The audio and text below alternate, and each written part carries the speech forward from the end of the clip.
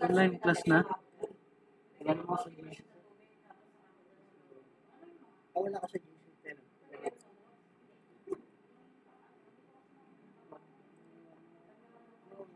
May kinig nila ako, sir.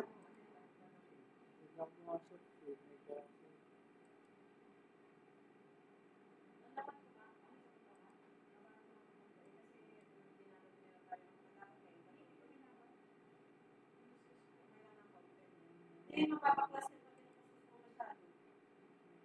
Pag ganyan, naamin mo lang, mainit na tubig, medyo maanin sa lang. Kasi nga, ang tagal mo namang binabasa. Nakakain na makain sa bahay.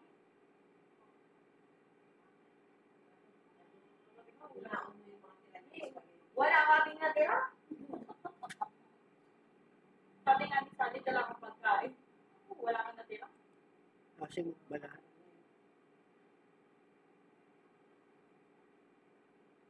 Sarap yata yung luto kayo. Ito kasi ano, kaya mo magpunara ng panis na ito. Mabilis siya, mabilis mo siya. Ganyan pa yun. Kapag ganyan kasi ang ginagawa ko, hindi mo naging nakakalo mo sa mga dilaw. Ganun lang ginagawa. At hindi nila lang. Kasi pwedeng kayo mas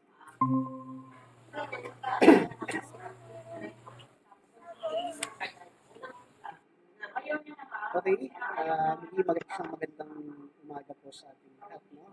At siguro, mag-start na tayo po hearing sa yung oras natin. Mag-start na po tayo ngayong umagang ito. So, kung may mga papasok man ay habol na lang sila. Pero mas maganda mag-start tayo ng simula talaga, no? So, si Ate Janice, nung wala siya kahapon. Wala siya sa mga panahon. Mag-ano po tayo ngayon sa ating aralin po na po tayo, no? Aralin po sa ating subject na pagbasa at pagsusuri ng iba't ibang teksto tungo sa pananaliksik. So sa aralin na tayo sa chapter 2 po tayo ngayon, no? Okay. So sa simula, ito yung mga tinatawag na kasanayan sa mapanuring pagbasa ng teksto. Okay. So ano-ano ba yung mga layunin nito ng ating mga kasanayan sa mapanuring pagbasa ng teksto. So dito meron tayong tinatawag na expectation, ano ba yung kalalabasan o ano ba yung matututunan natin sa ating paksa. Ano ba yung mga layunin. Sabi nga, sa katapusan ng aralin ito, magagawa ng mga mag-aaral na una, may paliwanag ang mga uri at anyo ng mga tekstong mahalaga sa pagsulat ng saliksik. So pag sinabi natin pagsulat ng saliksik, ito ay tumutukoy sa tinatawag nating research writing. So sa research writing, o sa Tagalog ay pagsulat ng saliksik ay isang mahalagang bagay sa isang mag-aaral o lalo na kung tayo po ay papasok na sa isang kumpanya. Kasi karamihan din naman ng kumpanya, no, pag tayo po ay pumasok ng kumpanya, may mga research yan o pagagawan ka ng research writing. For example, ay ikaw ay nagtatrabaho na, nag-work ka na sa PNP, no, sa kapulisan. Merong mga research writing yan, may mga proposal letter, meron din kayo mga i-research. Kaya yung pagre-research, kung karamihan ng estudyante dyan ay madalas raw ay kinakatamaran nila ang research, no? Naboboring sila doon. Pero yung research ay napakahalaga niyan, o yung writing research napakahalaga niyan, o ng pagsulat ng saliksik, dahil akala nila sa pag-aaral lang merong pagsulat ng saliksik, no, o ng research writing. Hindi po yun. Kahit sa trabaho po natin, pero siyempre may mga trabaho naman na hindi naman kailangan ng research writing. Pero kung ikaw po ay isang professional na, okay, nakatapos ka ng pag-aaral, pumunta ka sa isang kumpanya, may mga research writing po yan o may mga research yan sa isang bagay, no, sa isang konteksto na kailangan nating pag-aralan. For example, sa PNP ulitin natin, no? For example, meron kayong pinag-aaralan ng kriminal. Yung criminal na yan, siyempre, kailangan mo magkaroon ng ano sa kanya, i-background check mo siya, saan siya nakatira, ano yung mga impormasyon na o datos na makukuha mo sa taong ito. So, gagawa mo yan ng research writing. So, yun yung kahalagahan nun. So, dito, sa unang puntos ng layunin, kailangan dito ay may paliwanag ang mga uri. Okay, pag sinabi natin uri, anong variety? Saan siya nabibilang? Anyo. Anyo, ano ba yung anyo ng teksto? Pag sinabing anyo ng teksto, ito ay tumutukoy dun sa ano ba yung context? Ano ba yung pinatutungkulan? Ano ba yung kumbaga parang ano yung storya? Ano yung nilalaman? Ano yung summary ng nilalaman ng isang teksto? Yung po yan, no? So, yun yung isang layunin ng kasanayan sa mapanuring pagbasa ng teksto. From the word dun sa ating title na mga kasanayan sa mapanuring pagbasa ng teksto ay napakahalagang bagay po niya, no? Kailangan maging tayo, masanay tayo dun sa mapanuri, no? Sa pagbasa ng teksto. No? Ibig sabihin, for example, sa social media, no? Napakahalaga na kino-contextualize po natin o sinusuri natin lahat ng nakapaloob dun sa isang teksto o dun sa isang post. So, lalo na, sabi nga, no, sa panahon natin ng social media ay usong-uso yung mga fake news, no? At hindi lahat ng nasa social media, most especially sa Facebook, no, ay even sa YouTube, ay yung mga content doon, yung mga tekstong sinasabi doon, ay totoo, no? Hindi lahat ng nandoon ay tama yung statement o may katotohanan. So, mahalaga sa atin, mabuild natin sa ating sarili, sa ating kaisipan, sa ating puso, yung kasanayan sa mapanuring pagbasa ng teksto. Kasi, ito po yung magbibigay po sa atin ng pakinabang sa ating mismong sarili na lahat ng mga tawag dito, lahat ng mga teksto, lahat ng mga post sa social media ay sinusuri natin at sinasala natin kung ito ay totoo o may katotohanan ba ito o puro kasinungalingan ito o wala siya sa katotohanan. So sabi nga, no, facts first, no, katotohanan ng una. So yun yung gamit nun.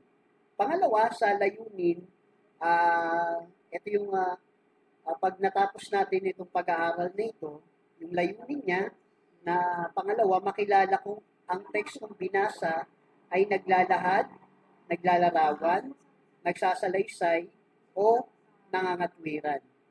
Sa pagbasa ng isang sa isang pagbasa ng anumang konteksto, yan man ay research studies o yan man ay research writing o yan man ay tinatawag nating pagbabasa ng isang libro o isang aklat, isang artikulo o sa dyaryo, napakahalaga na makilala kung anong tekstong binasa. Ano ba yung binabasa natin? Ito ba'y naglalahad ng isang istorya, naglalakad ng isang biografiya, naglalakad ng mga bagay about doon sa teksto. Pag sinabing teksto, ito yung sulat, ito yung nilalahad.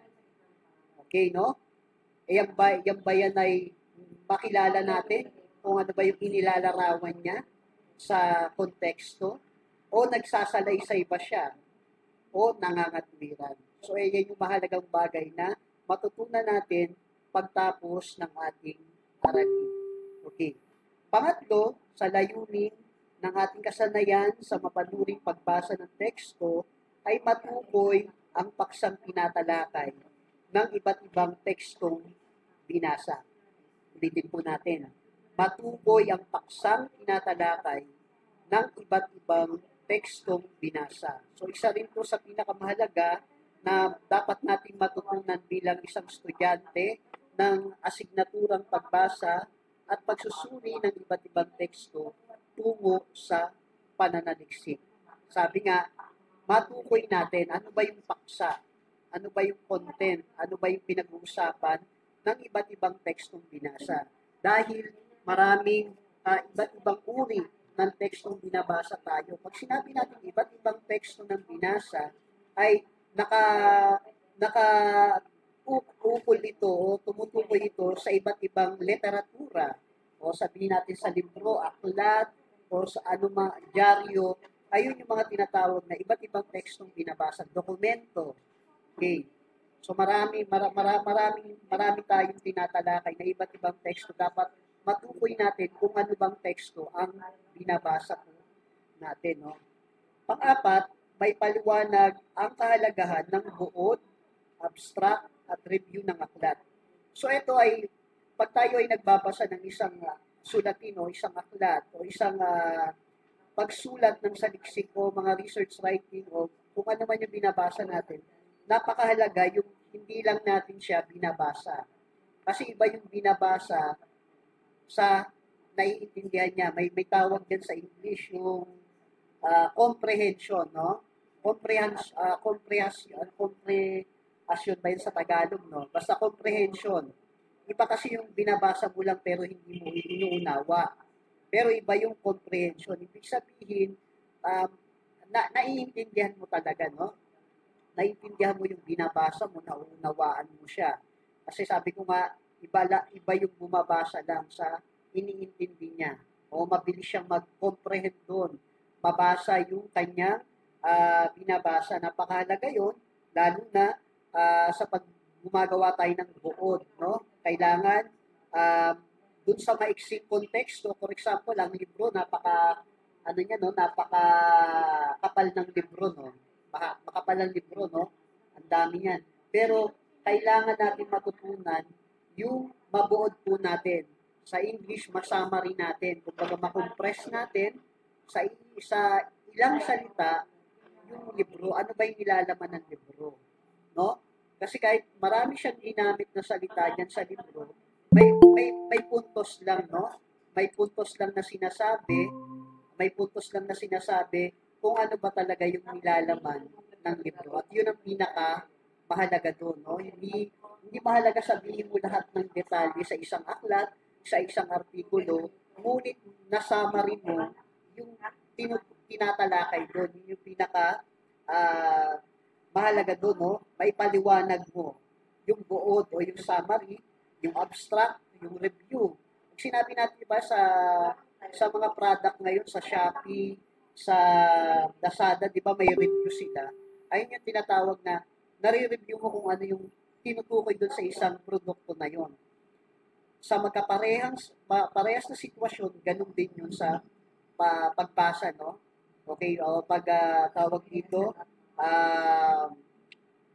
pagbasa mo ng isang konteksto o pag-aanalisa mo o pag-comprehend mo ng isang konteksto, yung po yun, no? Ma-review mo ng maiksing mga pananalita o maiksing salita yung isang aklat. Okay. Panglima na layunin ng pag-aaral na ito at pakinabang sa mga estudyante yung may paliwanag ang kahalagahan ng kakayahang kumuha ng tala. Okay, no?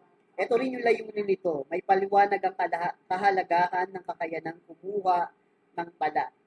So, napaka-importante yung talaan o makakuha tayo ng about dun sa mga information, lalo na pag nag-aaral po tayo, ay napakahalaga po niyan, ay hindi nawawala yung talaan. So, hindi naman sa lahat ng libro ay sinusulat natin. O yung ibang estudyante, naglalagay sila ng marker, no? Mahilig silang gumamit ng marker at tinatala nila kung ano ba yung mga importanteng puntos about doon sa aklat na kanilang binabasa. So, napakahalaga nun na tayo po ay mahilig kumuha ng mga talao ng mga puntos. For example, sa mga privilege speeches, yung mga tawag dito, yung kunyari sa mga presidential,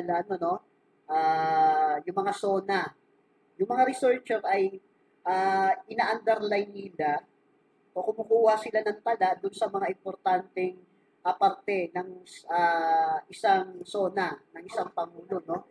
Inilalagay po nila doon. So, napakahalaga na isinusulat natin o minamarker natin ng isang libro. Napakahalaga na pag nag-aaral tayo, no? Kung tayo ay may manual, may libro, ina-underline natin, o kahit sa mga notebook, ina-underline po natin. No? Kami po ay high school at saka yung koleyo kami, mahilig kami niya, no? Yung ina-underline namin yung mga mahalagang puntos, na sinasabi ng mga kaguruan, yes, mga sinasabi ng aming mga profesor, ina-underline namin yan. Kasi sabi nga, karamihan din ng mga tinatopic sa amin, ayun din naman din yung lumalabas nun sa aming mga exam, ayon doon sa asignatura na aming tinuran ng aming kaguruan o ng aming mga profesor sa paaralan. Okay. Kaya ito rin ay skill din to na nakakakuha tayo ng datos, no? At isa dyan ay mahalagang puntos ng mga binasang teksto. So, napakalaga nun. Pang-anim, dun sa ating layunin ng ating matututunan dito sa kasanayan sa mapanuring pagbasa ng teksto ay makikilala at maitala ang mahalagang puntos sa isang aklat.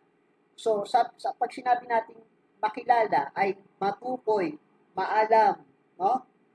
Maitala, may sulat, okay? Katulad nga na sinabi natin kanina, tawag yan ay ma-highlights po natin yung mahalagang puntos sa isang aklat.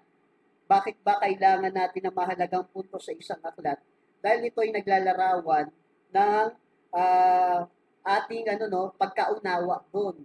Kasi pag pinuntusan mo yan, o nagmarker ka dyan, no, doon sa mga puntos, ibig sabihin lang no, na ikaw ay hindi ka lang basta nag-aaral, kundi ay tawag dyan ay ano ka talaga doon. Kumbaga sa ganado, kumbaga sa pagkain, ganado ka talaga. Ay talagang inaano mo talaga. Pinag-aaralan mo mabuti kung ano man yung mga puntos dun sa librong yon. At magamit ang mga ito sa pagsulat ng paraphrase o abstract at review ng aklat. So, ginagamit mo yan para mostly yan sa review. Para masama rin mo kung ano ba yung tinutukoy dun sa isang aklat. O kaya sa isang module na kunyari yung professor o yung teacher, no, ay gustong i-review mo lahat para maunawa mo yung aralin dun sa ating pinag-aaralan. Yun yung kahalagahan mo. No? Pang-pito, makasulat ng review ng isang aklat. So, ito yung tinatawag natin kumbaga sa nagbablog, di ba? Yung ano ba yung i-review mo ngayon, yung mga konteksto, i-review mo ngayon yung mga salaysay niya, sinabi niya, o yung kanyang cover sa kanyang istorya. So, yun yung mga pagsulat ng review.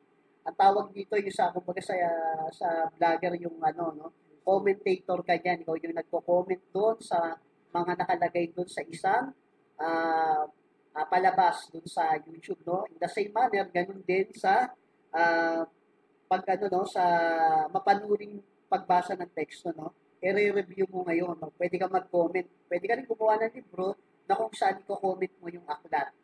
Ano yung nilalaman niya, ano yung konteksto niya, ano yung mga nakapaloob sa kanya, ano yung mahalagang bagay dun sa isang libro, sino yung mga karakter, sino yung mga sumulat, okay, maging ang kanilang educational background.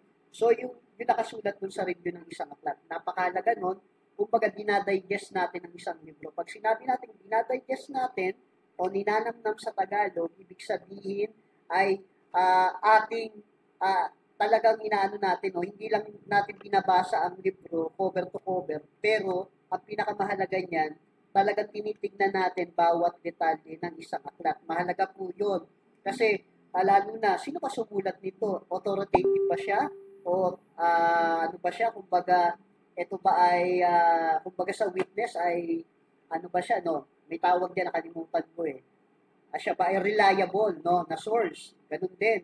Sa pag-ano ng aklat, babasahin natin yung sino ba yung author nito. Wala tayong pakialam sa author. No, pag kasi minsan pag nagbabasa tayo, hindi natin kinikilala yung author, no. O yung kanyang mga experience, yung kanyang educational background. So mahalaga yun, tinitignan natin, no, para masulit natin yung isang aklat, no. At lalo nating matutunan, no, yung mga bagay ayon doon sa isang aklat, no? Napakahalagang bagay na. No? Pang-walo, 8 na tayo, no? 1, 2, 3, 4, 5, 6, 7, 8. Okay, no? 8. Pang-8 na tayo. Pang-walo ay makapagsuri at makapagbigay ng sariling opinion. Okay. So, sa mapanuring pagbasa ng konteksto, ay napakahalaga ng meron tayong pagsusulit doon sa isang aklat. Sabi ko nga, hindi lahat ng nasa social media, kung ilalagay mo sa konteksto ng social media, hindi lahat ay katotohanan. Meron din siyang mga tinatawag na kasinungalingan o meron tinatawag diyan na black propaganda. Okay. Di ba? Maraming libro rin na may mga black propaganda, no? Na kung saan ay pang-brainwash sa tao o yung tinatawag na mind conditioning. Okay. Pag sinabi natin mind conditioning, ito ay nagbibigay o nag-aakda sa tao kung ano lang yung dapat nilang isipin, paniwalaan. Okay? Yan yung sinasabing mind setting. So, bigyan ko kayo ng mga example ng mind settings. O bigyan ko kayo ng mga halimbawa kung saan ginagamit ang mind settings. For example, sa panahon natin ay halos isang taon na lang bago mag-eleksyon 2025, ang lokal na eleksyon at ang national na eleksyon.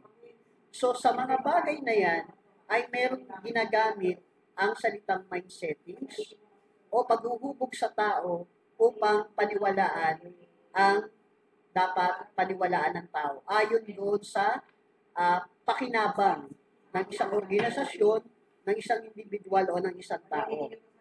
Okay.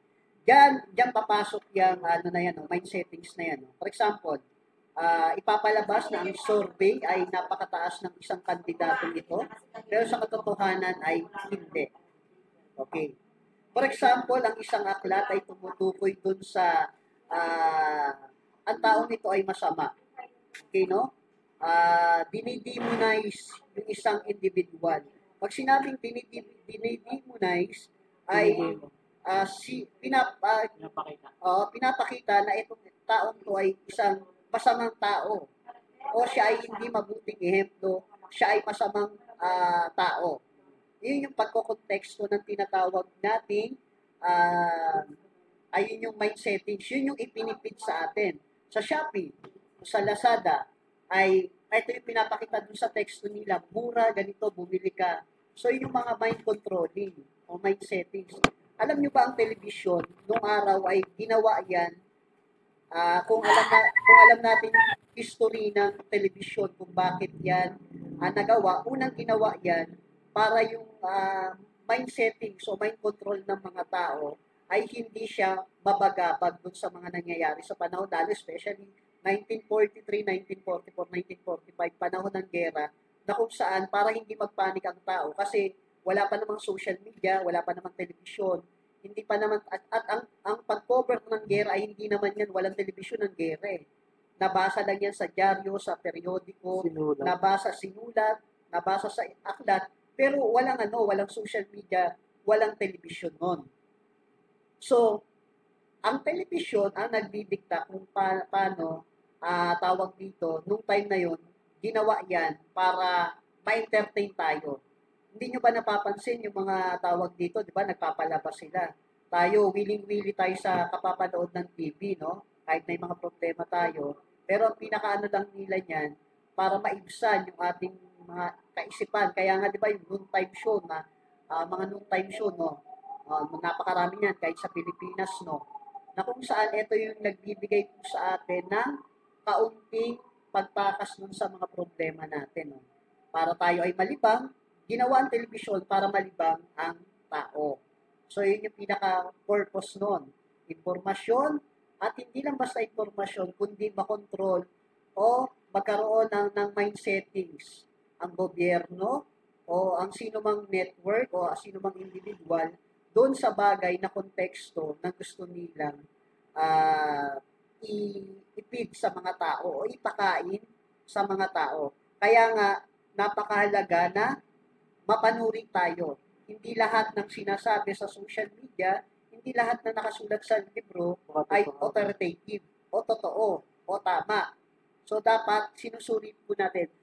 Marunong tayong mag-analyze o magsuri dun sa mga bagay na nakasulat man yan sa isang periodiko, sa isang aklat, sa isang konteksto, o maging sa social media. Napakahalaga nung sinusuri natin. Di ba yung mga abogado? Ang mga abogado, pag nagpasa ng isang dokumento ay sinusuri nila ito ayon doon sa kontekstong nakasulat doon. So sinusuri nila yan kung yan ba ay katotohanan, yan ba ay kasinungalingan, o meron tayong mahahanap na katotohanan ayon doon sa kontekstong nakasaad o nakasulat doon sa bagay na yon.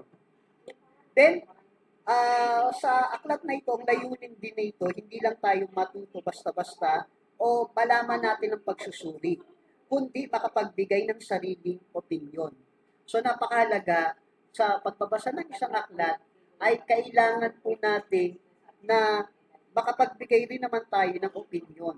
So, sa pagbibigay ng opinyon, ibig sabihin, doon sa kontekstong ating binasa, napanood, o nasaysay natin, doon sa mga tinuran, doon sa mga binasa po natin, ay alam po natin na kung saan ay nakakapagbigay tayo ng opinyon. So, ibig sabihin, pag tayo ay nakapagbigay ng opinyon, ibig sabihin, nauunawaan po natin ang bawat tala ng ating binabasa.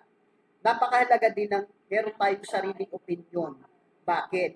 Dahil ito ay naglalarawan ng ating komprehensiba o pagkaunawa doon sa konteksto, ayon doon sa usapin. Napakahalaga nun. Kaya nga, di ba, yung mga marites minsan, no, ay hindi inaalam ang konteksto. Hindi nila talaga, for example, doon sa kabilang kanto sa isang street, okay, no, Marites Street, ay doon ay, ang usapan ay magjowa pa lang sila, magkasintahan, magnobya. Pero doon sa kabilang kanto, doon sa Marisol Street, o sa Marisol, sumusulsol, ay nabuntis na. No? Ibig sabihin, ay kailangan natin i-analyze, suriin yung mga bagay na informasyon o datos na ating nakukuha. At doon sa mga nakuha natin, na pag-aralan natin, binasa natin, napakahalaga ng opinion. No? Nakakapagbigay tayo. O na-idedepensa natin, tama ba yung sinabi niya? Hindi naman. No? Ayon sa konteksto, ayon sa katotohanan, ayon sa talaan dyan ay lumalabas na ito ay hindi totoo. Yung mga abogado, di ba, napapasinungalingan nilang isang aligasyon, napapasinungalingan nilang isang teksto na kung saan ay tumutukoy ito doon sa katotohanan, base sa katotohanan. So mahalaga, lalo sa mga abogado, din, no? At kahit sa ating mga individual na mahalaga yung sariling opinyon na nakabase o nakabatay o nakapundasyon doon sa katotohanan ng pagsusuri ng isang konteksto. At panguli, pangsyam, masuri ang sariling praktika sa pagbili at pagsumo at mabuo ng kaukulang plano batay rito. So napakahalaga din yan, isang bahagi ng kasanayan sa mapanuring pagbasa ng teksto, pati ang produkto. Biruin mo dito sa aklat na to, sinabi ay pati yung kasanayan sa mapanuring pagbasa ng teksto, pagsusuri ng sariling praktika sa pagbili. So napakahalaga, inuunawa natin lahat ng ating binibili. So, wag lang tayo gumamit, kundi binabasa natin. Paano ba to? Ano ba yung manual ng TV na ito? Paano pagaganahin? Ano ba yung pag-inom ng gamot na ito? Ano ba may oras ba yan? Nasa tamang Nasa tamang oras? Inumin ko ba siya pagkatapos kumain o bago kumain? So, doon binabasa natin para malaman natin ano ba yung tamang pamamaraan, paggamit man yan, pag-inom ng gamot, o mga bagay-bagay. No? Mahalaga yan sa pagbili, pagkonsumo. Okay, no? Masuri natin yung pagkonsumo ng isang bagay. No? Napakahalaga po yan. Then, baka buo ng kaukulang plano batay dito. So, yun yung mga, isa sa mga pinakamahalagang bagay na kung saan ay ito yung kumakatawan doon sa mapanuring pagbasa ng teksto. So, dako tayo dun sa pagtalakay. So, introduction pa lang yun, no, yung mga layunin na tawag yan na ating matututunan o at sa kahuli-hulihan ng ating pag-aaral, ito yung pakinabang, yung siyam na yan. Pero introduction pa lang yan, no? So, dadako tayo mga mga student dito sa pagtalakay Okay, sa pagtalakay, dito naman, mga kasanayan sa mapanuring pagbasa. So, dito naman siya nakatutok. So, sa nakaraang aralin, nakakahapon, isa-isang tinalakay ang iba't ibang antas ng pagbasa. So katulad kahapon yung ating kung naunawaan po natin, pinag-aralan po natin yung kahapon, yung page 7, nandiyan yung antas primarya, antas inspectional, antas analytical, at antas syntopikal.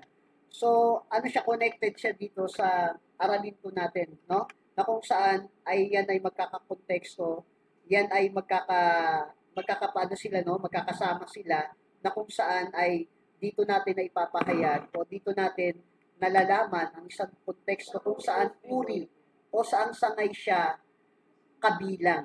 So mahalaga kasi no, pag-uuri, no? Napakahalaga po niyan. So, sabi nga, lahat ng antas o sa English ay level ay pinagdaraanan ng mambabasa upang makamit ang pinakatugatog ng uri ng pagbasa. So, bakit mahalaga to? Na lahat ng antas ay pinagdaanan ng babasa upang makamit ang pinakatugatog ng uri ng pagbasa. Ang kahalagahan niyan, class, dun sa isang pagbasa ng isang konteksto, ay nalalaman po natin o dinaanan po natin. Kasi ang isang aklat ay mauunawaan mo, hindi mo siya maunawaan dulo, gitna. O hindi lang binasa mo siya ng umpisa. Kundi, naunawaan mo ang bagay at nakakapagbigay ka ng komento sa isang konteksto, sa isang aklat, artikulo, sa pamamagitan ng pagdaan mo doon sa lahat ng konteksto. Binasa mo ang libro, kaya mas naunawaan mo. Pero kung ikaw ay nagbabasa ng sa gitna lang, sa umpisa o sa huli lang, hindi mo siya maunawaan yung buong konteksto ng ating binabasa. At yun yung kahalagahan ng bagay na yun. So dapat ay dinadaanan natin yung lahat ng information, dinadaanan natin. Wala tayong ini-skip, wala tayong nilalagpasan doon sa ating binabasa. Okay. So, ang significant ng pagbasa, hindi pa sa comprehension o pangunawa sa teksto. Kinakailangan maging mapanuri at kritikal ang mambabasa sa anumang uri ng binabasa. When we say mapanuri, ay iniimbestigahan natin. Diba yung mga abogado, merong mga, kunyari may mga pinail na mga kaso, pinail na reklamo, pinail na mga akusasyon, whether verbal o yan ay nakasulat, no? Ay kailangan ay suriin. Ganyan yung mga abogado. Nagsusuri sila sa mga konteksto o dun sa mga salaysay, dun sa witness. Hindi lahat ng nakasaad doon o hindi lahat ng witness ay totoo ang sinasabi. Kaya nga, di ba, may sinasabing false witness, meron din tinatawag na bayarang saksi, no? O mga whistleblower. Yung mga abogado hindi kagad naniniwala dyan. No, sinusuri nila yan. Ayon dun sa filosofiya ng tinatawag na konteksto ng narrative. O naratibo, kailangan ay isalaysay. O kailangan word by word. O talagang pigain yung mga bawat salita doon. Yun yung tinatawag nating sinusuri natin. Sinusuri natin, ito bang nakalagay dito ayon dito sa report sa pulisya. Kung ikaw ay investigador, kung ikaw ay pulis na nag-imbestiga, ito ba ay reliable ba tong taong to? Ano ba yung background nitong taong to? May kaso ba tong taong to? O ano ba yung kanyang family background? Ano ang kanyang trabaho? Ano ang kanyang pinagkakakitaan? Ano ang kanyang pinag-uubusan ng panahon, pinag-uubusan ng oras? So yan, kailangan natin, hindi lang tayo basta nagbabasa, sinusuri natin. At nagagamit itong kasanayan sa mapanuring pagbasa ng teksto ay inaalam natin. So dapat critical tayong mag-isip. Pag sinabi natin critical tayong mag-isip, hindi tayo nakokontrol ng kung sino-sino. Hindi tayo nakokontrol ng salita, Hindi tayo nakokontrol ng mga bagay na sinasabi sa atin o pinipid ng social media, pinipid ng telebisyon, pinipid ng radyo bilang pwedeng mind controlling kung yan man ay ginagamit sa masamang paraan ng pag-mind control o ginagamit ito sa kabubuti. So sinusuri natin dapat ang lahat ng bagay. Sinasala natin yan para mapalabas yung katotohanan o yung tama na dapat doon sa kontekstong yun. So yun yung tinatawag na nagiging mapanuri at critical tayo, no? Ang mambabasa, no? Sa anumang uri ng binabasa nito. So sabi nga, napakahalaga nun. Sinusuri natin lahat. Okay. So iba't ibang kasanayan na dapat paunlarin. Okay. Ito raw yung mga bahagi ng kasanayan sa mapanuring pagbasa ng teksto na kung saan yung kasanayang paunlarin sa bawat bahagi ng proseso ng pagbasa. So nagagamit natin to, no? Napapayaban natin yung pagiging critical mo mag-isip, yung pagiging mapanuri mo, yung pagiging maano mo doon sa ano, no? Tawag dito. Admit natin si Janice. Okay. So lahat yan magagamit mo yan. Pagdating ng panahon o tamang panahon, magagamit mo yan. At kahit sa personal na buhay natin, yung pagiging mapanuri, yung pagiging critical mag-isip sa pang-araw-araw na buhay, ay mano mo to, magagamit mo to. For example, sa relasyon na lang, relasyong mag-asawa, relasyong magkasintahan, pag nagagalit ang iyong asawa o ang iyong kasintahan, na-analyze mo yung kanyang mga sinasabi o yung kanyang mga kilos, no? Ayon doon sa pinapakita sa iyo, nababasa mo siya. At doon, lumalabas din yung pagiging mapanuri mo. Okay, no? Nagiging katulad ka ni Spider-Man, malakas ang pakiramdam. Pag ikaw ay mapanuri at kritikal ang pag-iisip mo, ayon doon sa ating aklat na binabasa. Yun yung kanyang sinasaad, no? Then, sabi nga dyan, mapaunlad mo ang pagiging critical mo, mapaunlad mo ang pagiging mapanuri mo sa bawat bahagi ng proseso ng pagbasa. Ngayon, sa kabuuan, mahahati ang mga kasanayan sa tatlong bahagi. So, tatandaan natin, ang kasanayan sa mapanuring pagbasa ng teksto ay meron siyang bahagdan o meron siyang division o meron siyang tinatawag na paghahati. Okay, sabi nga sa kabuuan, mahahati ang mga kasanayan sa tatlong bahagi. Ano po yun? Okay, bago magbasa, habang nagbabasa, at pagkatapos magbasa. So dito, nahahati ang tatlong konteksto ayon sa kasanayan sa mapanuring pagbasa ng teksto. Okay, ulitin natin. At yan ay tatandaan natin, no? Dahil yan ay kasama o kabilang sa ating konteksto ng ating mga pag-aaralan at kasama sa asignatura at kasama dito sa mga tinatawag nating pagsusulit. No? Kaya tandaan natin, lalabas yan. No? Pag pinag-usapan natin ang kasanayan sa mapanuring pagbasa, una, bago magbasa, habang nagbabasa, at pagkatapos magbasa. Ngayon, isa-isahin natin ito. No? Yung bago magbasa, habang nagbabasa at pagkatapos magbasa. Unahin natin yung bago magbasa. Now, sinisimulan ang pagbasa sa pagsisiyasat ng tekstong babasahin. So, anong ibig sabihin nun? So, sa ating pagbabasa, sinisimula, no, nag-i-start daw ayon sa ating aklat na binabasa o pinag-aaralan ay dapat sinisimulan ang pagbasa sa pagsisiyasat ng teksto. So, dapat naka-contextualize ayon doon o yung ating pag-aaral doon sa mga bagay nating babasahin. Mahalaga yun, no? Mahalagang masuri ang panlabas na katangian ng teksto. Okay, mahalaga raw yun. Yung iba dyan, naalala ko yung aming professor, pati yung cover ng book, ano siya tawag dito, book by book From cover to cover, talagang sinusuri niya yan. Ano pang susuriin mo pag nagbabasa tayo? Example nito, no? For example, ay etong librong to, ano ang pamagat? Diba, pag nakakita kayo ng isang aklat, ang unang tatambad kagad sa inyo, okay, ay ang title. Okay, o titulo, o pamagat ng ating binabasa. Pangalawang mapapansin natin dyan, yung tinatawag na author, o kung sino yung sumulat. Mahalaga din yan, no? Ito yung book cover, no?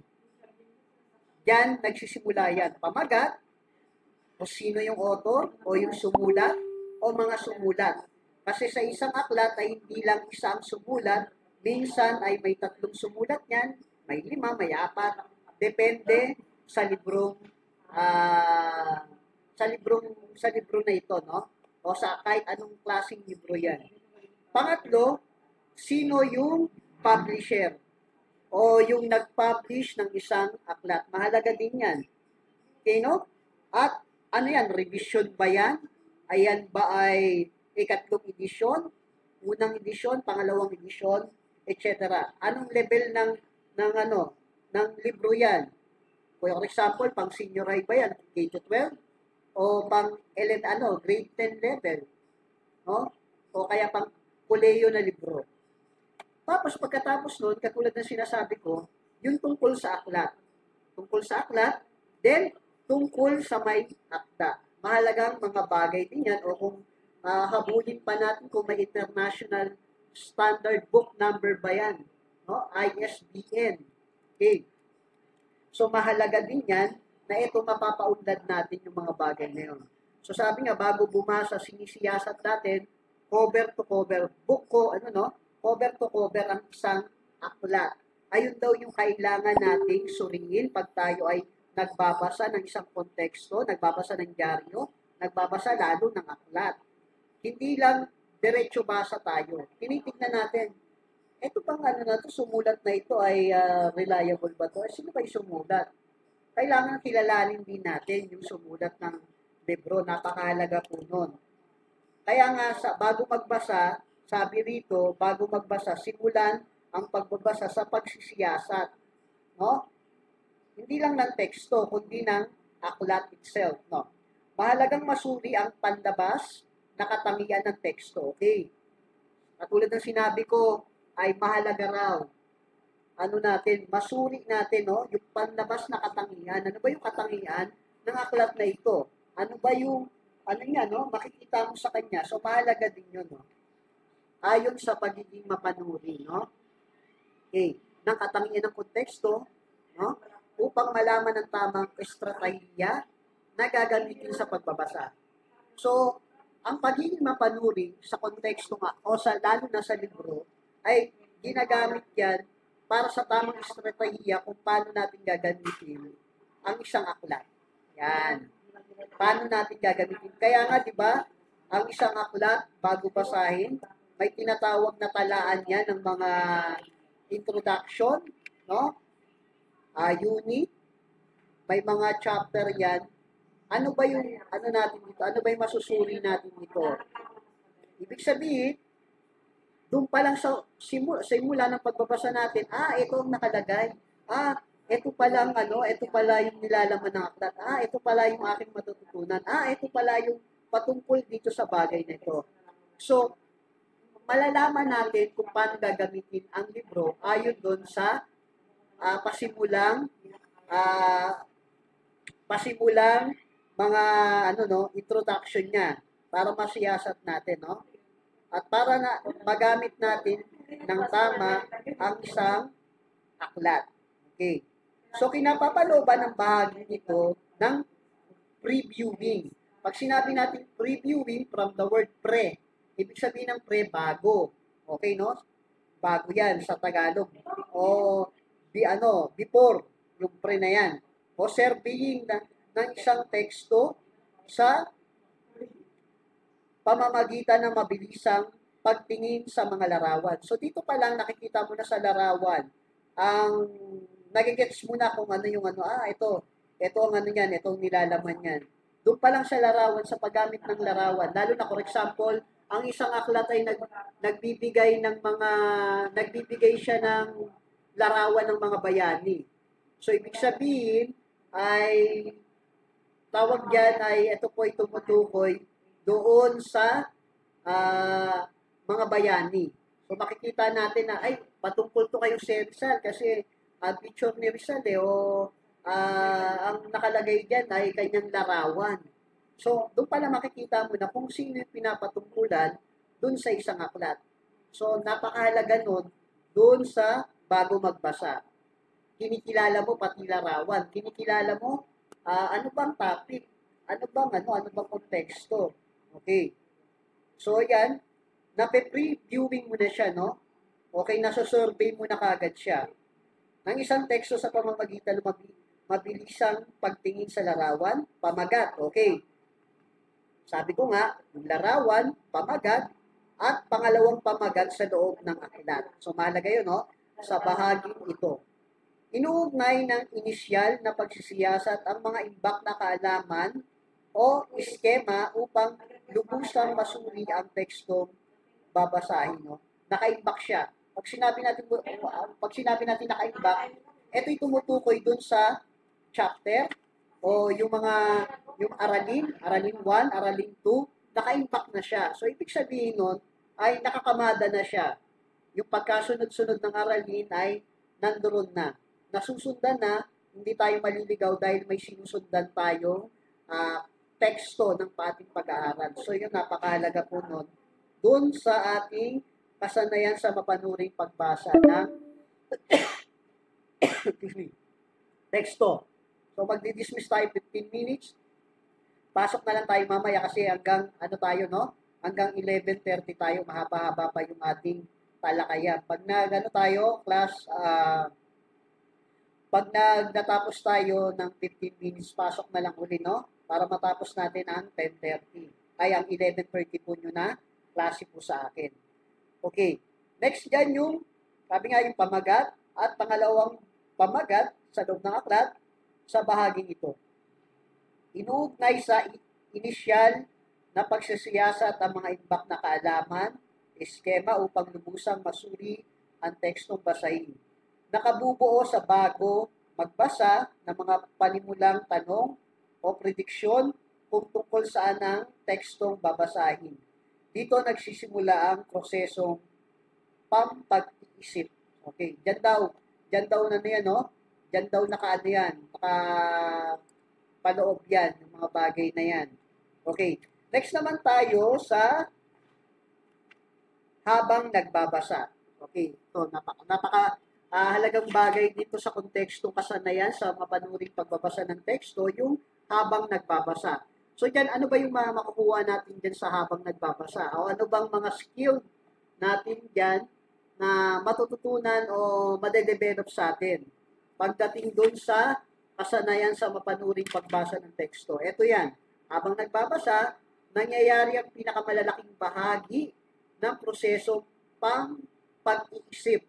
So ito palang habang nagbabasa ka, napapaisip ka o nagkakaroon ka ng datos, kaalaman, informasyon doon sa ating binabasa. O nagkakaroon ka kagad ng kaalaman, nagkakaroon ka ng kaunawaan, nagkakaroon ka ng dagdag o supply na tinatawag na stock knowledge dahil doon sa kinakarga mo sa iyong isipan base sa pagbabasa natin. So, ano po ang proseso yung ating isip? Nagkakaroon ng process dun sa ating brain.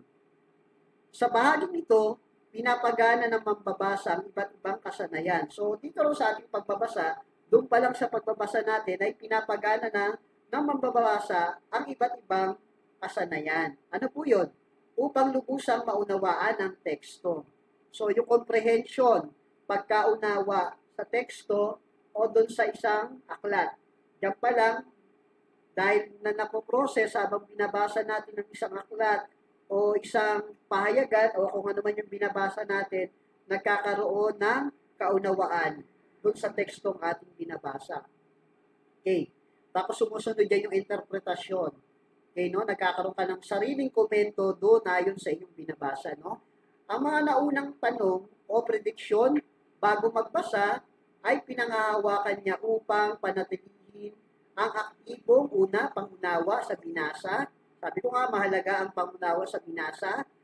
Pangalawa, lumalawak at umunlad sa bahaging ito ang bokabularyo. So yung vocabulary natin, lalong lumalawak dyan sa ating pagbabasa. At napakahalaga, maganda sa isang tao yung book reader ka talaga, no? O kahit sa, kunyari, na nasa isang trend ka, no? Mas mabuti pang magbasa ka ng aklat, no? Kaysa nag-text ka, no? O kung gumagamit ka ng cellphone, mas maganda yun, no? Kung nagpapalipas ka, humahaba ang biyahe sa probinsya, sa isang bus, nakasakay ka, masarap magbasa. Kasi marami tayong marami tayong matututunan diyan, no? At the more na nagbabasa ka, the more na lumalawak ang ating kaisipan, the more na nagkakaroon ka ng malawak na pangunawa sa lahat ng bagay. Yan sa ating mga binabasa. Napakalaga dapat estudyante pa lang tayo ay book reader tayo. Kasi sa trabaho, ganun din eh. Ang akala kasi nila pagtapos ng pag-aaral ay tapos ng pagbabasa. No. Kahit sa pagtatrabaho, lalo pag ikaw ay isang guro, no? O kung ikaw ay pulis, o kung ikaw ay isang inyenyero, may mga pag-aaral at pagbabasa pa rin yan. So ngayon, kung tamad ka kagad magbasa, estudyante pa lang tayo, ay medyo mahihirapan tayo pagdating dun sa tinatawag natin realidad ng buhay, no? Reality ng buhay. Na kung saan ay ang pagbabasa ng mga bawat impormasyon at kahit sa araw-araw na pamumuhay natin, ginagawa natin yan. For example, pagbili mo, di ba, pag bumibili ka ng Shopee, Lazada, ginagamit mo yung tinatawag nating pagbabasa. Ginagamit mo yung tinatawag nating pagsisiyasat dun sa informasyon. So, ganun yun, no? So, kailangan ay sanayin natin. Dahil yung pagiging mahilig natin sa pagbabasa ay magagamit natin yan sa totoong buhay. O magagamit natin yan practically sa ating buhay, no? So, kailangan ngayon pa lang ay dapat mahilig na tayo magbasa ng mga libro, artikulo, no? Kasi magandang bagay yan. Pag yan ay nakasanayan natin yung pagbabasa. Lalo pag kayo ay nagkuleyo, maraming readings, maraming ipapabasa ang profesor sa inyo. So, dapat ngayon pa lang senior high school tayo ay hindi tayo dapat matamad magbasa.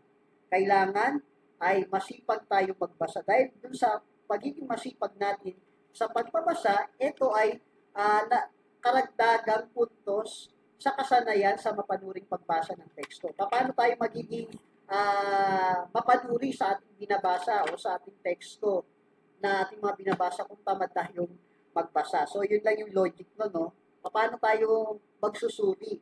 O paano tayo magkokomento sa isang aklat kung tayo ay tamad magbasa? Kaya, kailangan tayo po ay masipag magbasa. So, dyan pa lang, sa ating pagbabasa, pag pinag-usapan natin yung habang nagbabasa, ay natututo tayo, no? So, next, ang mga naunang tanong o prediksyon bago magbasa ay pinangahawakan niya upang panatilihin ang aktibong pangunawa sa binabasa. So, doon pa lang sa pagbabasa natin, ang sabi ay yung aktibong pangunawa na pe-preserve niya yung kaunawaan mo ayon doon sa iyong binabasa. Yun yung pinaka-mahalaga doon.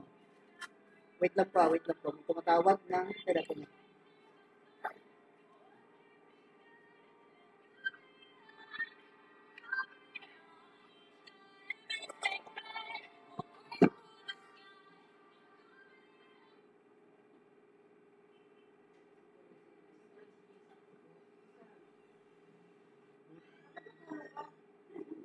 Nakikinig daw mo.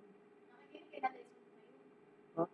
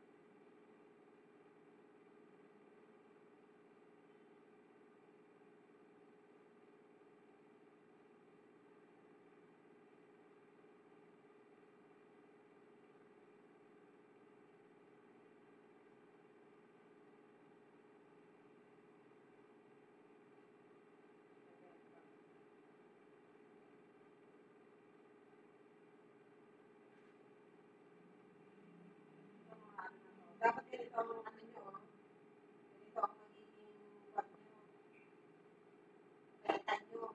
Ito, madali nga lang ito eh. Wala pang gano'n. Kasi ang mahirap dito, pag binuo nyo na yung video. Kung pwede mo, yung ano, poem. Oo, web ko lang. Di ba, yung pinasa ko sa inyo, meron lang gagawin nyo na, Ano, haba rin ang oras ninyo ha. Hindi na ako nag-class kayo na lang. Kung sino naman, kaya nyo ang gawin. Ay, yung ginawa ng ano, sa LGBT.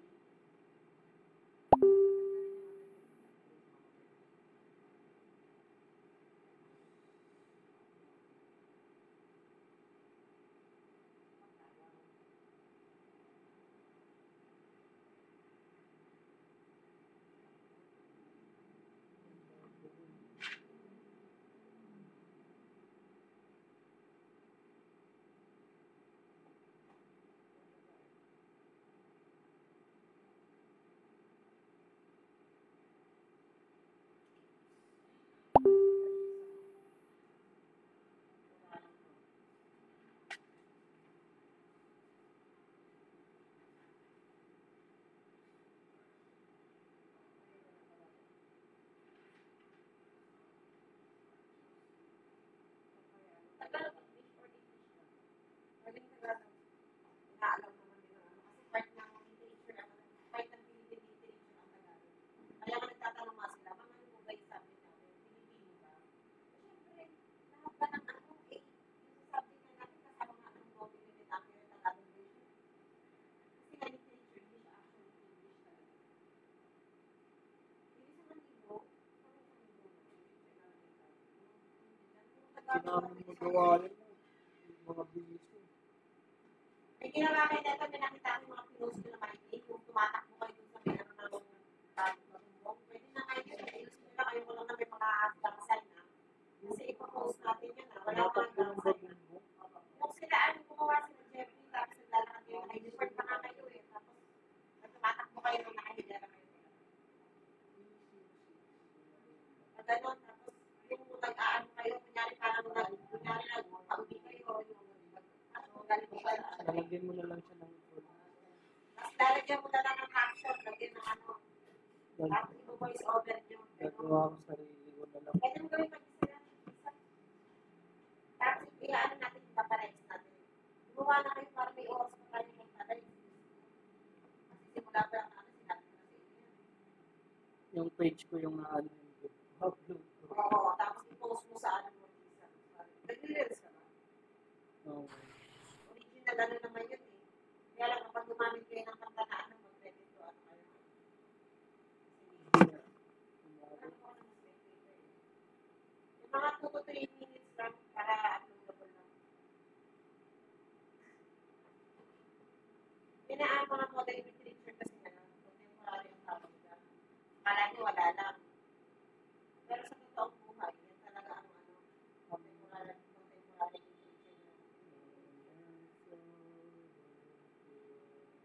Kasi nga dito ako isa lang nalito lang.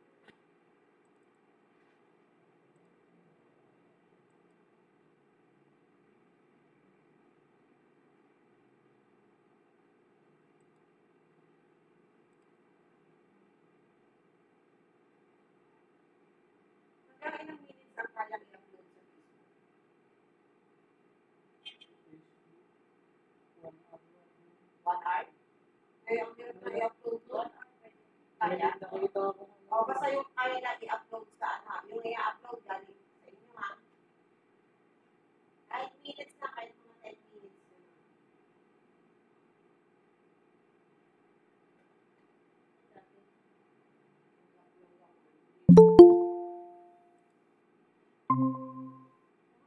Okay, galing. Performance lang to.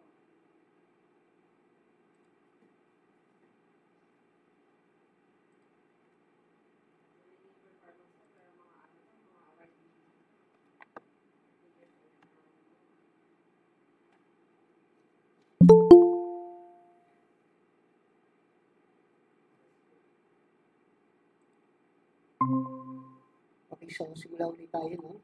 Konting oras na lang naman. Hanggang 11:30 lang tayo. Okay. Balik tayo dun sa ating, sa ating pag-aaral. So, dito tayo dun sa ang mga naunang tanong o prediction, sabi nga, no? Bago magbasa, ay pinanghahawakan niya upang panatilihin ang aktibong pangunawa sa binabasa. Doon so sabi nga habang nagbabasa tayo ay nare-retain o tawag diyan nanupun natin napapanatili natin yung pag-unawa sa pagbasa, lumalawak at umuunlad sa bahaging ito ang bokabularyo sa pagbasa Ang ilang pang pamamaraan upang maging epektibo ang pagbabasa ay ang mga sumusunod. So nagbigay pa siya ng mga puntos kung paano tayo magiging epektibo sa pagbabasa o habang nagbabasa. Una, pagtantya sa bilis ng pagbasa. So mahalaga din pala yung pagtantya sa bilis ng pagbasa. So kasi minsan 'di ba may mga nagbabasa ay minamadali nilang matapos yung isang aklat o isang sulat o for example yung ibinigay ng ating guro, hindi mo masyadong binasa ng may tamang bilis. Nakakaapekto pala yun dun sa ating pagkaunawa. Kasi hindi naman lahat talaga, kumbaga, ay yung mataas yung antas ng comprehension pagdating doon sa mabilis ng pagbabasa. Merong pa kayo may iba na babasahin niya muna ng paulit-ulit bago niya magets o maunawaan. So pero yan, mabilis o mabagal ka mang mag-comprehend doon sa ating binabasa, mahalaga pa rin bagay habang nagbabasa una yung pagtantya sa bilis ng pagbabasa. Bakit? Dahil bago ng mambabasa ang bilis o bagal ng pagbasa, batay sa hirap ng teksto at personal na kakayanan sa mambabasa. Anong ibig sabihin nun? So dito ay merong mga teksto na mahirap siyang bastang unawain. Lalo na pag may mga technical wording dyan about dun sa profesyon na mambabasa. For example, ayan ay computer, masyadong mga technical yung ginamit. So, i-research mo pa yan, O pag-aaralan mo, ano ba yung sinasabi niya? Okay. Katulad ng mga dokumento ng abogado, ano ba yung sinasabi? Lalim naman ng ginamit na word dito na English. O masyadong malalim yung technical sa computer, ano bang ibig sabihin nun? So, yung mahalaga din na huwag tayo masyadong nagmamadali sa ating binabasa. Kailangan hindi lang natin binabasa, kundi inuunawa natin word by word o inuugat natin ano ba yung teksto ng salita o sulat na ating naririnig o nating nababasa. Okay. Tapos, depende raw iyan sa personal na kakayanan ng mambabasa. Kasi may mga mambabasa kahit na mabilis magbasa siya, naunawaan niya yung summary o yung buod ng lahat ng kanyang binasa. May mga ganung tao naman na nagigets niya kagad yung nilalaman ng isang dokumento, ng isang aklat. Pangalawa, visualisasyon ng binabasa.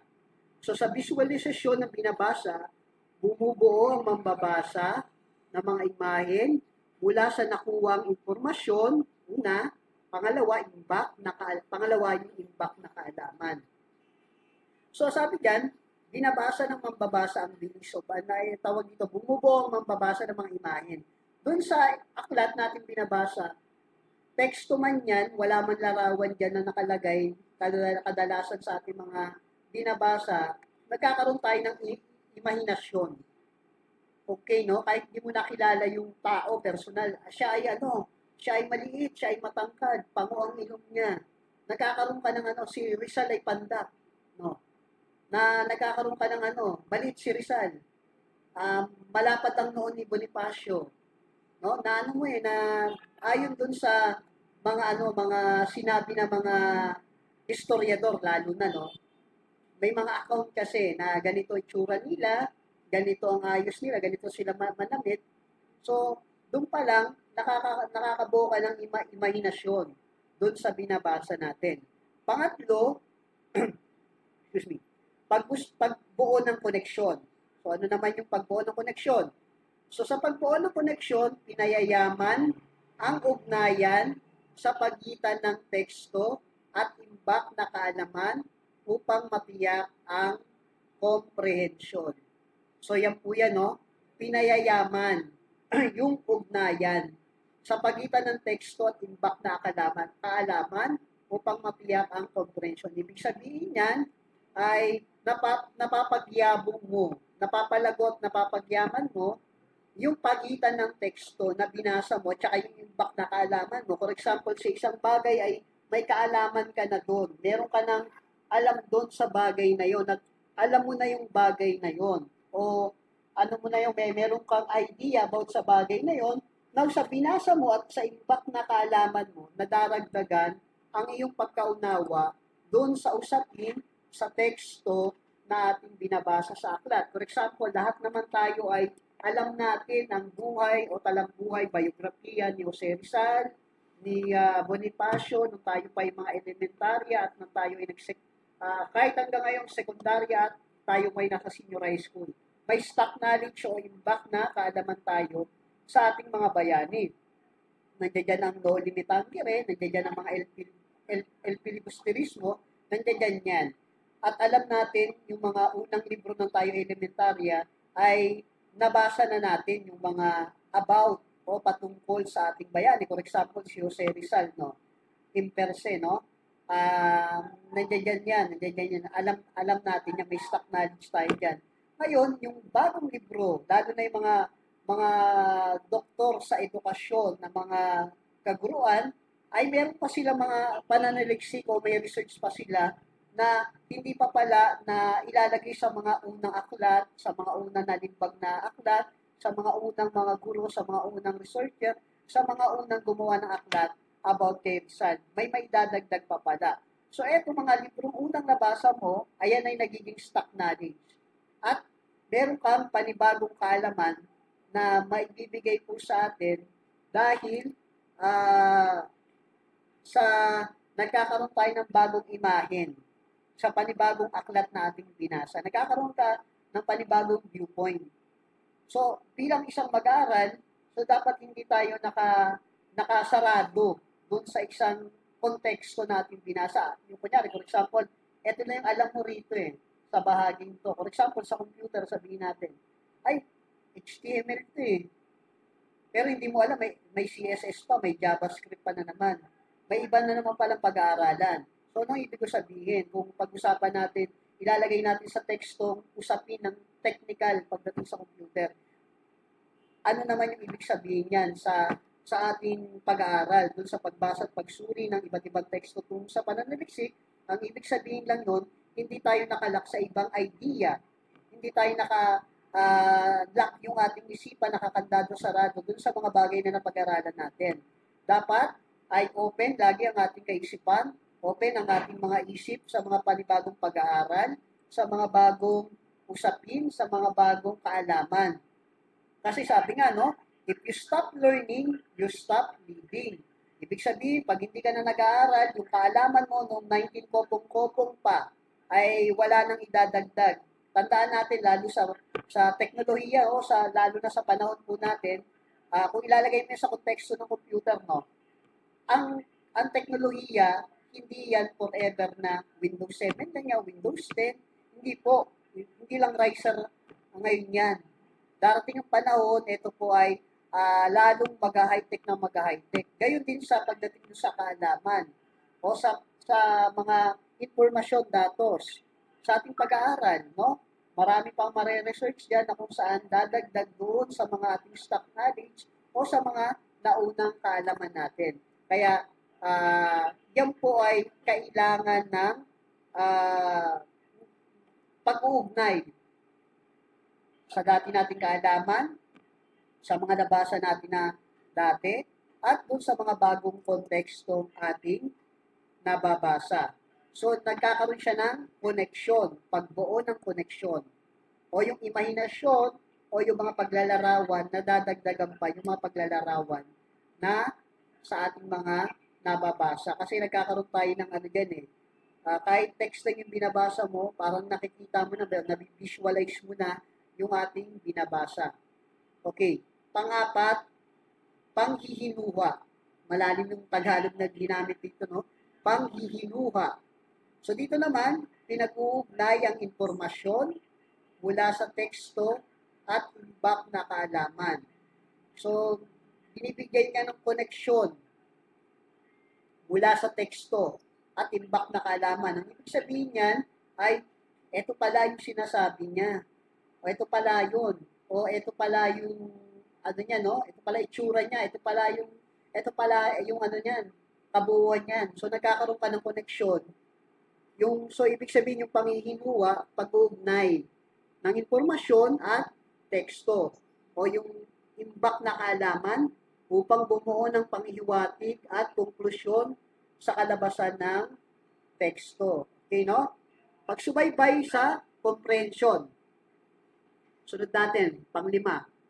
Okay. Pagsubaybay sa comprehension. Tinutukoy ang mga posibleng kahirapan sa pagbasa ng teksto at gumagawa ng mga hakbang upang masolusyonan nito. Halimbawa, kung may isang salitang mahalaga at susi upang maunawaan ng buong teksto, maaaring sumangguni sa diksyonaryo ang mambabasa. So, ibig sabihin, pagsubaybay sa comprehension, okay na po. Okay, no? Pagsubaybay sa comprehension. So, pag sinabi natin pagsubaybay sa comprehension, ito ay tumutukoy doon sa paggamit lalo ng diksyonaryo. Kasi sabi nga natin, hindi naman sapat ang ating buong kaalaman sa mga bagay-bagay. So, ibig sabihin, tayo ay bilang tao, bilang individual, tayo ay limitado ang ating isip, limitado ang ating kaisipan. Sabi nga, hindi naman tayo computer na overflowing yung ating kaalaman. Kahit guro, kinakapos din po yan sa kaalaman. Kaya nga aral kami ng aral para lalong masuklayan yung aming mga kakulangan, yung aming mga kailangang pangmalaman. So, ibig sabihin, in short, ang mga guro ay forever nag-aaral. Okay, no? Huwag kang maguro pag tamad ka mag-aral, no? O tamad ka magbasa, mag-research. Huwag mong gawing career to kasi ang pagiging guro ay lifelong learning. So, habang buhay na pag-aaral, habang buhay na pagbabasa. Okay, no? Pero sinasabi namin na mga kaguruan ay kami po ay hindi tumitigil sa pagbabasa, hindi kami na tumitigil sa pag-aaral na formal, no? Bachelor na, magma-master na, ma-master pa, master na, magdo-doctorate pa. So, doctorate na, nagsiseminar pa. So, ibig sabihin, para mapunuan palalo yung kaalaman. Kasi kahit mag-aral ka, hindi naman lahat talaga alam mo na. Walang taong nag-aral, kahit nag-aral, nakapagtapos ng uli, na alam na ang lahat ng bagay. Kasi maraming branches yan eh. May engineering, o kanyari, education ka. Okay, napag-aralan mo lahat ng edukasyon. Paano yung pagiging engineer? O ibang aralin na naman yun. O pagiging piloto, pagiging abogado, pagiging doktor. So maraming sangay ang kaalaman. So hindi natatapos doon. Meron na tayong specific na pag-aaral na doon mo ginugugol lang yung sarili na ma-master mo, maging mahusay ka doon. Pero pag sinabing kaalaman, ang imbuto ng kaalaman ay pangwalang hanggan. Ibig sabihin, malalim ang pag-aaral. Kasi maraming sangay ang pag-aaral. Kaya nga ang kurso, hindi lang isa, hindi lang edukasyon. may magpupulis, criminology, may public administration, may engineering, may nursing. So, ibig sabihin, malawak ang kaalaman sa mundong ito. Maraming pag-aaralan dito na kung saan kahit tumanda ka, hindi mo mapag-aralan lahat ng bagay sa mundo. Hindi lahat ng kurso mo, no? Napaka-imposible, no? Makuha mo kasi ang buhay ng tao ay naiksi lang naman, no? Hindi mo maaral talaga lahat ng gusto mong pag-aralan.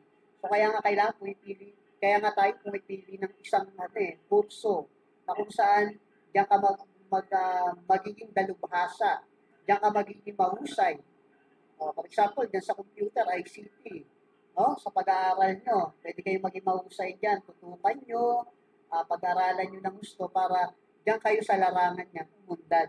Kasi kung ano yung pinag-aaralan mo, yun yung aahon sa'yo sa hirap. Patandaan natin yan, no? Mga anak, no? Doon sa bagay na pinag-aaralan mo ngayon, sabi ko nga, lagi ko sinasabi sa inyo na ikaw ay produkto ng kahapon. Ano ibig sabihin ng ikaw ay produkto ng kahapon? Kung anong ginawa mo ngayon, ayan ka sa hinarap. O dahil naging tamad ka noon, eto ka ngayon. Nagkaroon ka ng maling desisyon noon, produkto ka ng nakalipas mo. So, dapat kung gusto natin ang magandang hinaharap natin sa future ay tayo ay gumawa. Kasi tayo gumagawa niyan, no? Mag-create tayo ng magandang kahapon. Okay, no? Ayusin na natin, no? Kung dati tayo, no? Parang lousy, tamad, o wala kang direksyon. Ayusin mo na ngayon para yung future mo na hinaharap, yung kahapon niya ay maganda. Sabi ko nga, kung ano tayo ngayon, yun ay dahil sa ginawa natin kahapon. Kaya nga, minsan napapaisip ako, di ba, yung mga matatanda, kahit matanda na namamalimos sa daan, ano kayang ginawa nila nung kabataan nila?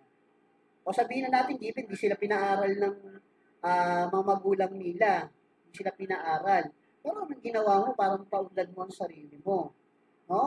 O baka naman, masyado kang tumutok sa ibang tao. Hindi mo naman, puro anak mo na lang iniisip mo. No? Puro kabigay sa anak mo. Nagtitira ka ba? No? Ibig sabihin dapat sa sarili natin, bilang pagmamahal, kung baga nagtitira tayo, lalo sa sarili natin. For example, sa future, di ba? Yung mga anak natin, pagtanda natin, isa-isa yan, lalayasan tayo lahat. Mag-aasawa yan, kanya-kanya yan. So, pag wala kang tinira sa sarili mo, hindi rin balance yun. So, dapat tayo ay nagtitira din sa sarili natin, no? Kumbaga, nagbibigay din tayo ng halaga sa ating sarili. Okay. Nagtitira tayo. Okay, no? So, doon tayo nakakabuo, no? Next, yung tinatawag natin pagsubaybay sa comprehension. Yun nga, sinasabi ko kanina, nagkakaroon tayo ng iba't ibang imbudo, nagkakaroon tayo ng iba't ibang pag-aaral, o ibang sources. Hindi lang isang source ang binabasa natin. Para maunawaan mo ang lahat ng bagay sa ating inaaral, ay kailangan iba-iba yung sources mo rin. So, hindi lang ito, paborito ko itong napaka-paborito ko itong author na to, etong sumulat nito. Kailangan meron din tayong iba't ibang source para ang mangyari niyan ay ano ba ang view nito, yung isang author na ito? Ano naman ang view o pananaw o komentaryo ng isang author na ito, na sumulat na ito, ayon dun sa pinag-uusapang konteksto. May iba't ibang view. For example, sa politics, pag sinabi nating politics, no, example natin dyan, diba, yung sinasabing anti-Marcos at saka may mga pro-Marcos. Pagdating sa Presidente Marcos, iba-iba ang tinatawag na konteksto ng pagkaunawa, komprehensyon ng mga tao, o lalo na lang ating bansa o ng kababayan natin about kay Marcos. Iba-iba yan. May iba, demonyo si Marcos. Masama si Marcos. Ayop si Marcos, no? Iba-iba yung sinasabi nila about kay Marcos. Pero meron namang ibang side, umunlad kami ng panahon ni Marcos. Maganda yung panahon namin kay Marcos, no? So, dapat pag tayo ay nagbabasa ng libro, ay tignan natin At hindi tayo nagiging bias, no? Dahil huwag tayong maging bias, dapat kung ano lang yung totoo, doon lang tayo. For example, nagnakaw, di ba? O hindi naman pala totoo, no? So, hindi tayo one-sided, no? Tinitignan natin yung dalawang angulo. Kumbaga, two side of the coin, tinitignan natin, binabalansin natin. So, sa pagbasa, ganun din. Dapat meron din tayo nun. At sinusubaybayan din natin yung kakulangan natin sa komprehensibo ayon doon sa mga ating pinag-aaralan, lalo na doon sa kontekstong pag-aaral ng ating mga pinag-aaralan. Okay. Pangilan na tayo? Pang-7. Pang-6 pala. Muling pagbasa. Okay, maganda rin ito muling pagbasa.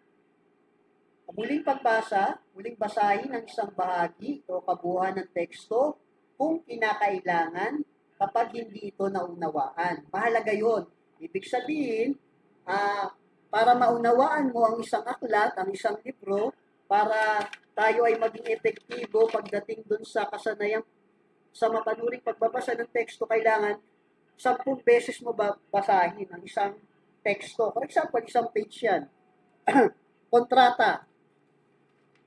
Hindi mo naunawaan ang lalim ng English eh. Hindi mo naunawaan lalim ng Tagalog. Basahin mo siya. Basahin mo siya ng basahin, tapos kung hindi mo alam yung tawag dito, yung word na ginamit, gamit ka ng backupan mo siya ng dictionary, backupan mo siya ng computer, para makuha mo yung information na yun, then basahin mo ng basahin para maunawaan mo yung tekstong ating binabasa, di ba? Sabi nga, pag merong dokumentong sa'yo, tawag dito, pinapapirma, hindi lang pirma ka lang ng pirma, kundi dapat basahin mo ng basahin. 10 beses mong basahin, 20 times mong basahin para maunawaan mo. Ganun din sa pag-aaral class. Para maunawaan mo, matutunan mo ang isang bagay, kailangan basahin mo ng basahin.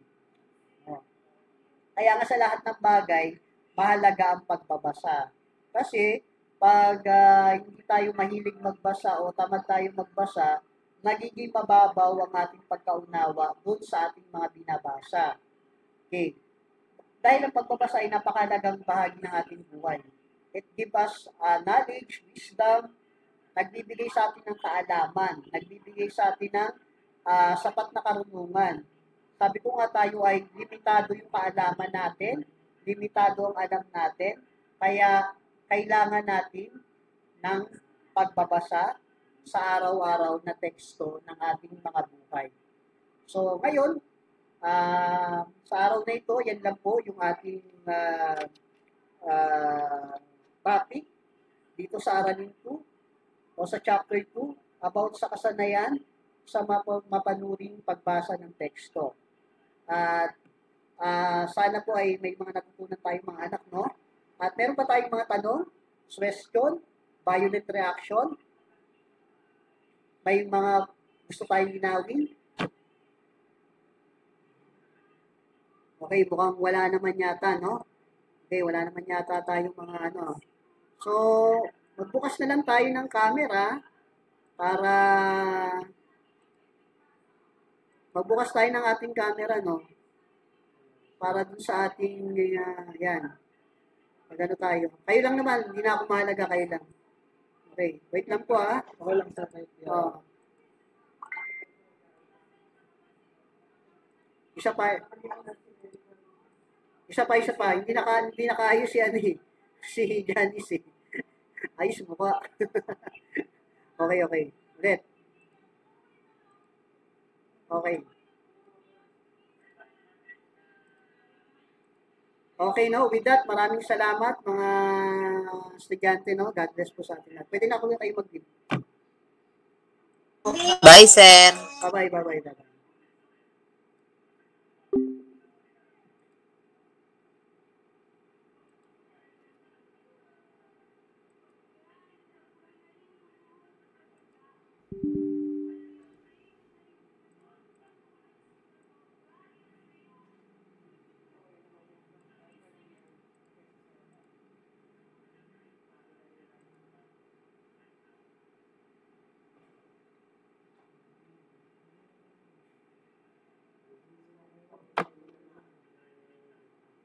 Like, sir, hindi mo ba kain ko? Kain mo na kami. Bakit kumain ka sa food? Sa grupo. Ano ba? Kain na ano eh.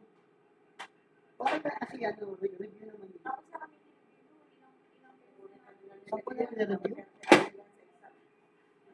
Pero okay na yun. Parang, Dapat text kung hindi. Saan na ba ako dito? Kasi ang nakalagay ko pahin na 7. Dun sa, iba ang inisip ko, hindi, pinapit ako sa'yo yung lesson plan mo, di ba? Yung nilibilo. Explain ko sa'yo. ito yung binigay ko sa akin. Binigay ko sa'yo yung ano, yung sima, ay yung ano tawag nito, yung bed niya, yung sima, yung ano niya. Oo, pinapit ako sa'yo, di ba? Yung DSL ko.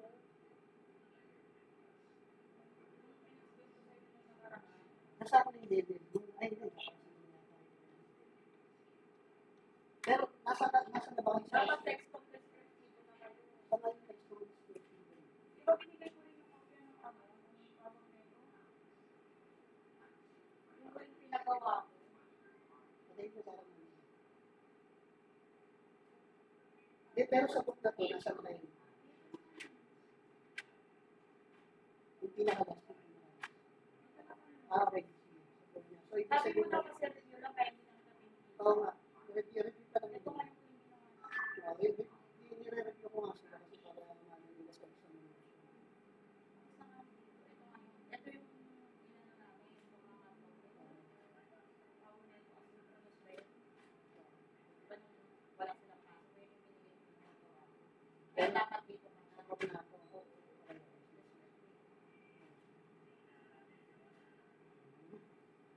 Perfect na sila yan, sigurado. Bumaksak pa sila.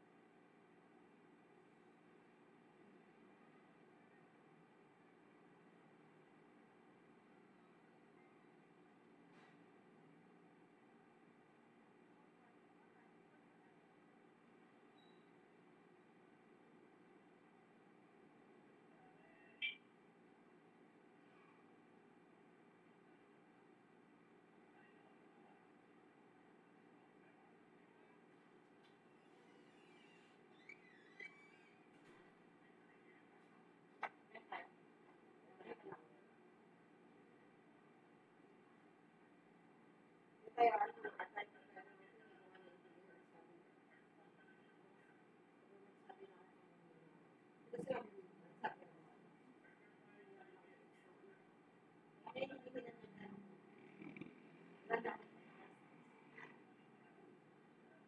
Stick ko ba, pero oras na, nakakalimutan na. Ako sa ako, bumili na ako ng mga tungkol sa bakery sa labo. Tapos si Chris na lang magkakasaw. Bumaba pa ako dito, dapat kasabay na ako kay Kuya, Kuya Papa, doon sa SBS. Paano hindi ka ba pabalik? Hindi, inatid kami dito, tapos si Kuya Papa, pabalik na siya, di ba? Papunta na naman. Talagang promise. Kasabay sana ako doon. Wala pa nga ako silang ulam na nabili kasi wala nang mabihan doon. Kapag pinagbibili ako ng manok ng asawa ko, babayaran naman ko. Sarado lang pala. Kasi naparaan ng binuso ng alam ko ng mga atulad sila. Sa Mercury ako, kasi 24/7 yung Mercury. Pinaulit kami sa hapon. Wala, kaya mo kung muna sila. Kasi sila, bakit tayo lalabas?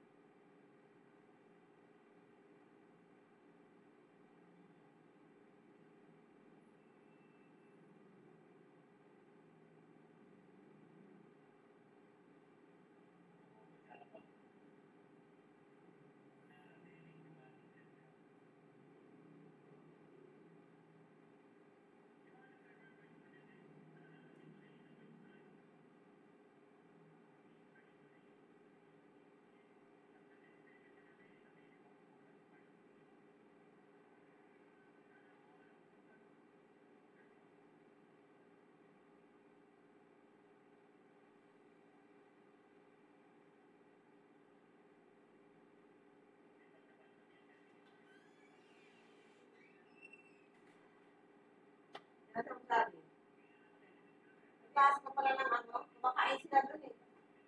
Hingin ako sa bro.